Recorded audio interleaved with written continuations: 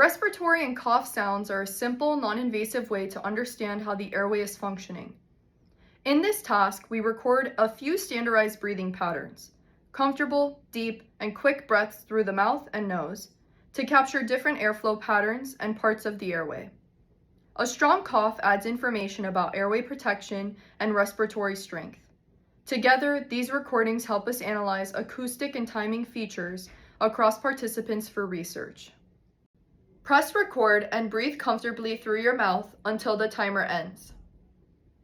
Press record and take 3 deep breaths in and out through your nose, keeping your mouth closed.